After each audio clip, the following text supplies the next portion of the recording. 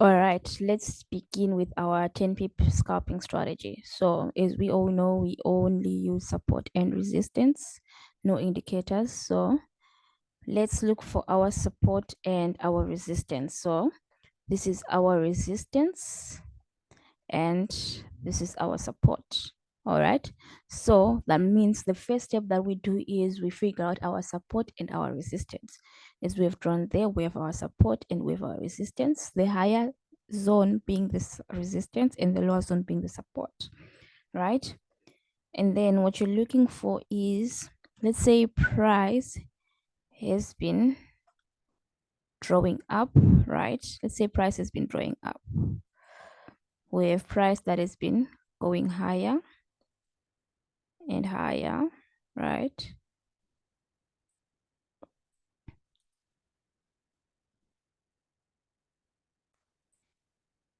And then we have price rejecting a little bit. We have price rejecting, right?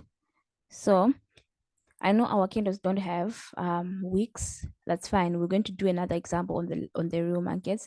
But for now, let's say this candle that we have drawn, the one that's rejecting over here.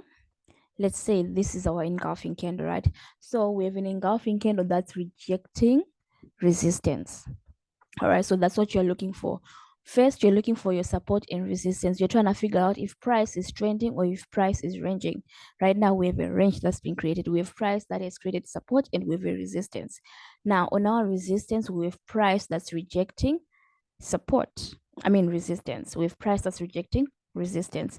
So, what will happen next after that? This is when you enter a sell. When the candlestick closes, you enter your sell and your stop loss is a few pips above your high, above the resistance, and your take profit, we can say it is around this area. So before you enter, you should already know where your stop loss and your take profit are going to be. That is the very most important thing that people should always take note of. You should always know where your stop loss and your take profit are going to be. All right. And then once you're in that trade, that's when you can put in your managing skills. Now you're managing the trade, right? That's when you can have, maybe if price decides to follow through, you can have price following through on the trade to your TP. All right. So now let's redo that again. We are saying you are looking for a support and a resistance, right? So now let's look for a support and a resistance. So using the information that we have from yesterday, right? We are saying we had price that created resistance, right? We have price that created support, right? If we go on our 1 hour time frame, this is now our 1 hour time frame, all right? So as you can see, I'm sure you all know that on your trading view, these are period separators, all right? So from here to there, that's 1 day, all right? So this was yesterday, and then whatever is happening around this area is today, all right? So you have your resistance and your support that we established yesterday. So that's what we're using. So for today, we have Asian session retracing, all right?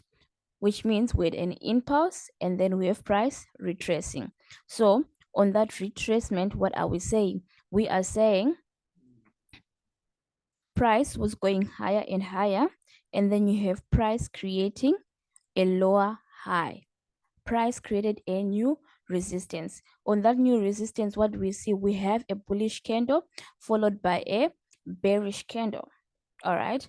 So when that candlestick closed, that's when you are saying, okay, my stop loss would be above my resistance, and my first take profit would be at my support. And then you can have another trade that you can manage as price follows through. All right. Which means your entry would be as soon as the price closed, you have your take profit and you can have your second take profit. All right. So even if you saw price going higher and then you missed that first impulse, right, you still would have another entry. That's why we always say do not chase trades, because there's always another entry, what we have here. So as you can see, price reached support. On that support, what happened? We have a bullish candle, right? This could be a rejection, right? So if another bullish candle could have been created, right, we could have said price was trying to reject. However, we have another bearish candle. All right, so now with price rejecting to go higher and price have closed below our support. All right, and what we have with price coming above our high. So when you see price coming above your high like this, right, this is when you manage trades. That's when you use your managing skills to manage your trade. So how would you have protected your trade from this week?